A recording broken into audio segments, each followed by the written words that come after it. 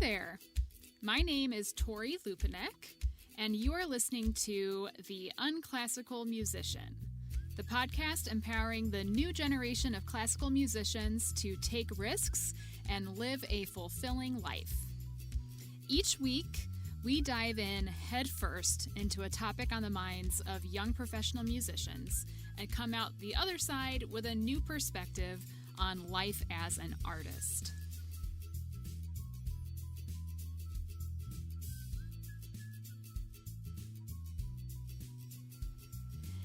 Hey, it's me again. Happy Tuesday, if you're listening on Tuesday. But it's Sunday in my world right now as I'm recording. And it is cold in Houston, and it is like wintry mixing. I swear I saw some snowflakes earlier today, and I've been getting advisories on my phone that there's a chance of snow in the area tonight. And I know all of my students are probably at home crossing their fingers that it will snow and then the roads will freeze and then we won't have school tomorrow. And if we're being honest, I'm kind of feeling that way too. I hope that you enjoyed or appreciated the bonus episode from last week about PPP loans. If you have not listened to it yet and you're interested in potentially applying for government funding for pandemic relief, go back and listen to that bonus episode. It's only like 8 minutes. And if you have any questions on that, feel free to reach out. I am more than happy to help. Today, we're going to be talking about pivoting to online and virtual networking for musicians, and some stuff that you need to have in your back pocket in order to be successful nowadays during a pandemic when everything is online. You feel me? Okay, so yes, we are hopefully, fingers crossed, over the hump of this pandemic. Numbers are still really high. I really hope that we're more than halfway through, but just in case we're not, it is never too late to start amplifying your artistic voice online. Yes, you should do it, because when this is all over, guess what? Everyone will have a substantial online presence, and you will be virtually invisible if you don't, or if you're missing one of these things that we're going to talk about today. Okay, so stay tuned. Your online presence is meant to showcase your work. It is your platform to advertise your goods, services, and skills. So if you are a non-salaried musician, how do you expect to get new work if you are not promoting yourself? Gigs aren't going to just land in your lap if you're sitting in your living room practicing all day and just fingers crossed hoping that someone is going to email you. No, it's not icky to promote yourself. It's just business. I want you to consider adopting the mindset of a small business owner. Your music, your services and skills are your small business. It's just you, right? If you're listening to this, you likely don't have any employees under you. Your small business is your art. It's your music. And you won't have a successful business if no one knows what you have to offer, right? Now, I'm going to be like real with you for a second.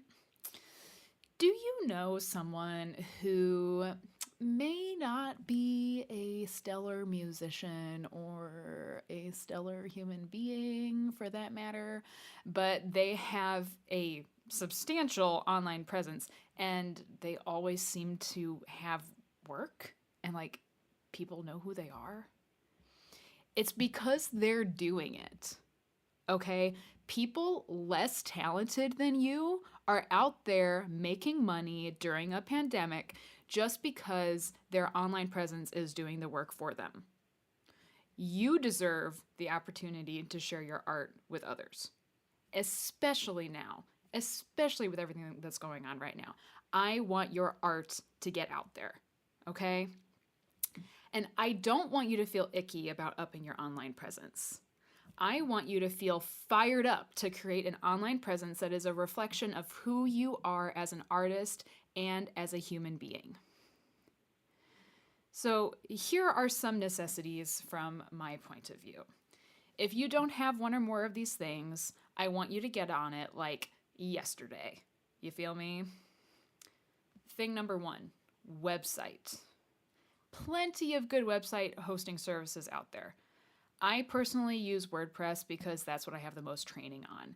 But I've also created websites on Wix and Squarespace in the past. It doesn't really matter all that much which platform you choose. Most of them offer the same kind of services nowadays anyhow.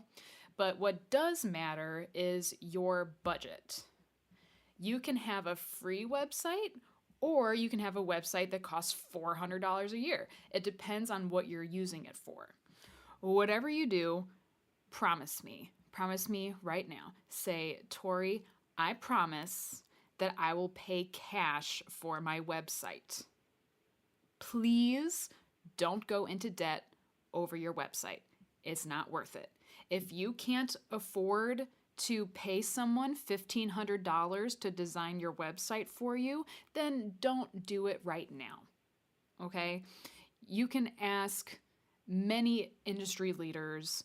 Half of them will say you gotta make an investment in your business in order to see a return on the investment, right? So that's the argument for charging this startup cost on your credit card and then paying it off later.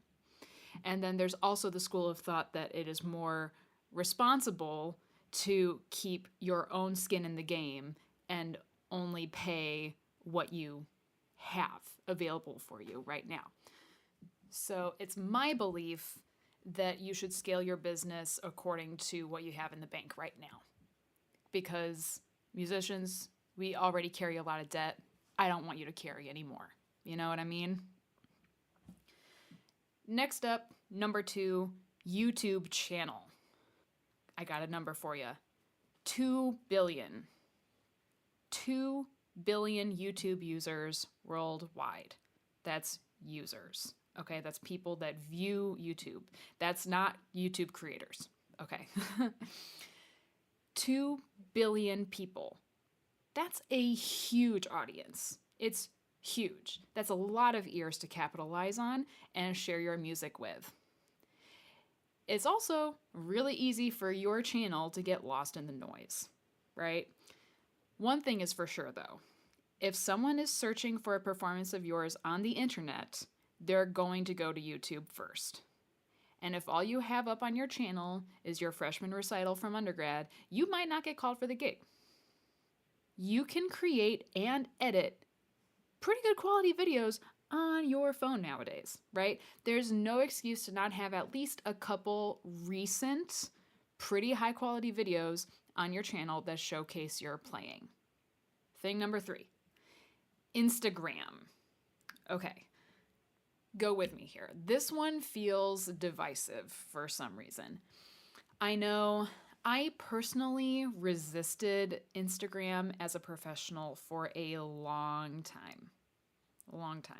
I did not like the vanity metrics. I did not appreciate the way people portrayed themselves on Instagram. But let me just be real with you about this one too. There are people in music school right now who have thousands more followers than I have because they've been on Instagram since they were a child. Every Instagram post is an opportunity to connect with someone new. Every single hashtag, and you get 30 per post by the way, brings your art further out into the world. Another number for you, over 1 billion people use Instagram every month. Every month.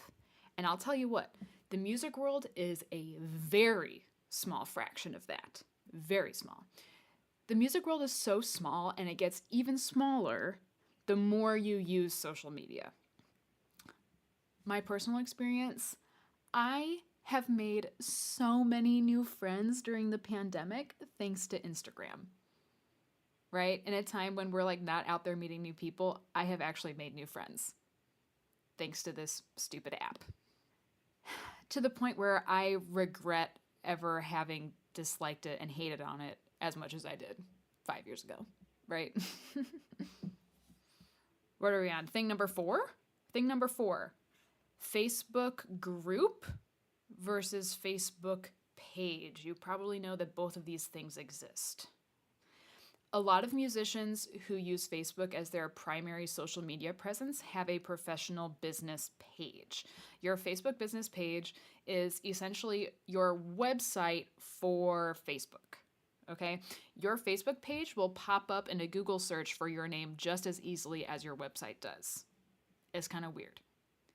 So as a musician, you probably also belong to some music-related Facebook groups. That's because groups are interest-centric and community-driven. So while your page might be a good place to advertise your services, and you might even buy a Facebook ad for your private lesson studio, for instance, groups are generally not used for promotion. They are discussion-based forums. Which reminds me, if you're listening and you have not yet joined the Unclassical Musicians Facebook group yet, go do that now. If you are a regular Facebook user already, you should definitely have a business page. Groups, optional. I just wanted to point out the difference between the two because not everyone needs both. Also, I know a lot of people really don't like Facebook. Just don't like using Facebook, don't like what it's become, especially right now. Okay. If you're listening in the future, I'm just going to put this into context for you. Last week, a bunch of crazy Trump supporters stormed the US Capitol. And they were mobilizing via social media. A lot of it on Facebook. Also this stupid Parler app. So I understand if you're not all about Facebook. I'm personally not all about Facebook, but I do have my professional business page and the Unclassical Musicians Facebook group. Little tip for you. Once you have your Facebook business page set up and your professional Instagram account set up, go ahead and make your personal accounts private if they are not already. You don't have to. But if you're the kind of person who shrinks at the thought of putting so much of their output online via social media, making your personal stuff private is a good way to maintain some level of privacy, obviously. Also, remember that if you are being considered for a job, your potential boss will be more drawn to your professional stuff, and if your personal stuff is private, they won't be able to lurk on it. Okay? Win-win. Since the beginning of this pandemic, my personal views on social media usage have completely flipped. And I'm sure a lot of people's have as well. And at this point in January of 2021, I like to consider my social media usage as networking for myself, especially right now. Social media is networking in the time of the coronavirus. I have a lot of older millennial friends who cringe at the very thought of using Instagram or feel sleazy about using their social media to be, social and share their projects with others. To them, I say, please don't. Please don't feel sleazy. I'm not trying to tell you how to feel, but maybe consider adopting a different point of view, because I don't know about you, but I'm not gigging and meeting new players or physically going to schools and meeting other lesson teachers right now. Gigging is networking for musicians.